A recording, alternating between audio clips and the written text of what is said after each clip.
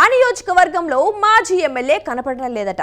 2 సార్లు ఎమ్మెల్యేగా గెలిచిన ఆ నాయకుడు ప్రస్తుతం రాజకీయాలకు దూరంగా ఉన్నారట. గత ఎన్నికల్లో టికెట్ ఆశించి రాకపోవడంతో ఇండిపెండెంట్ గా పోటీ చేసి ఓటమి పాలయ్యారు. దీంతో ఒక్కసారిగా పాలిటిక్స్ లో సైలెంట్ అయ్యారు. ఆయన రాజకీయాలకు గుడ్ బై చెప్తారా లేక పార్టీ మారే ఆలోచనలో ఉన్నారా? ఇంతకీ ఎవరా నేత, ఆ నియోజకవర్గం ఏది? Let's watch the story.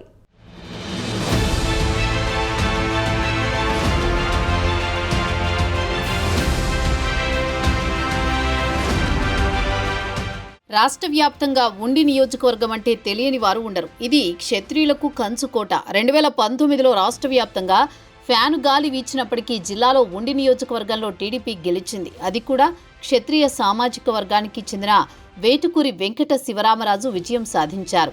అంతకుముందు 2014, 2009లో సైతం క్షత్రియ సామాజిక వర్గానికి చెందిన వేటుకూరి వెంకట శివరామరాజు టీడీపీ నుంచి గెలిచారు. దీంతో ఈ నియోజకవర్గం క్షత్రియులకు కంచుకోటగా మిగిలిపోయింది.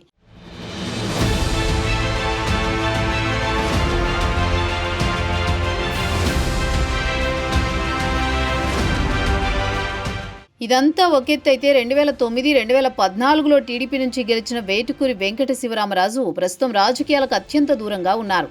2024లో తెలుగుదేశం నుంచి టికెట్ ఆశించినప్పటికీ పార్టీ మంతెన శివరామరాజుకు టికెట్ ఇచ్చింది. దీంతో పార్టీపై అలిగిన వేటుకూరి వెంకట శివరామరాజు ఇండిపెండెంట్గా బరిలోకి దిగి ప్రచారాన్ని సైతం మొదలుపెట్టేశారు. ఒకవైపు నియోజకవర్గంలో కూటమి అభ్యర్థిగా మంతెన శివరామరాజు ప్రచారం, మరోవైపు ఇండిపెండెంట్ అభ్యర్థిగా వేటుకూరి వెంకట శివరామరాజులు ప్రచారం చేసుకుంటూ వచ్చారు. దాదాపుగా ప్రచారం పూర్తి కావస్తోన్న సమయంలో సడన్గా సైకిల్ పార్టీలో rebel MP Kanumuri Raghurama Krishnam Raju entry ఇచ్చారు. ఉండి టికెట్ కావాలంటూ చంద్రబాబును పట్టుబట్టారు. దీంతో రామరాజును బుజ్జగించి ఆ టికెట్ కాస్త రఘురామకృష్ణంరాజుకు చంద్రబాబు కట్టబెట్టారు.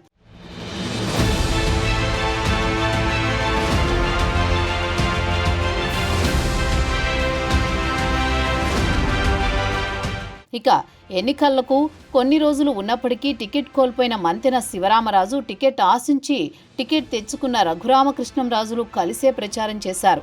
ఇదే సమయంలో వేటుకూరి వెంకట శివరామరాజు సైతం ప్రచారం సాగించారు. చివరకు కూటమి అభ్యర్థి రఘురామకృష్ణంరాజు గెలవగా ఇండిపెండెంట్గా పోటీ చేసిన టీడీపీ మాజీ ఎమ్మెల్యే వేటుకూరి వెంకట శివరామరాజు ఓటమి పాలయ్యారు.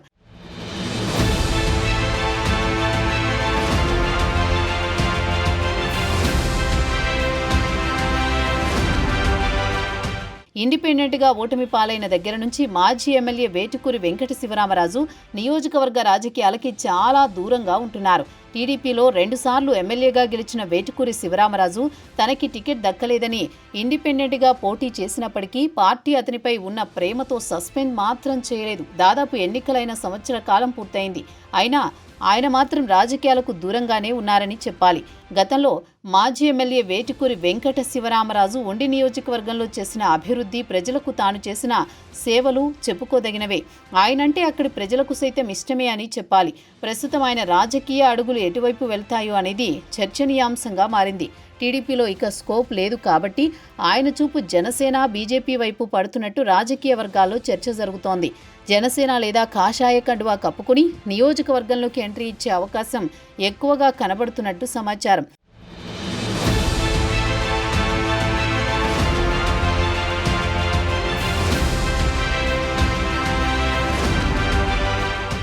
ఏదేమైనా కొన్ని రోజుల్లో ఉండి నియోజకవర్గంలో మరోసారి మాజీ ఎమ్మెల్యే వేటుకూరి వెంకట శివరామరాజు రీఎంట్రీ ఇవ్వబోతున్నట్టు ప్రచారం సాగుతోంది. చూడాలి మరి ఆయన అడుగులు జనసేన వైపా లేదా కాషాయ పార్టీ వైపా లేక పూర్తిగా రాజకీయాలకు దూరంగా ఉంటారా అనేది.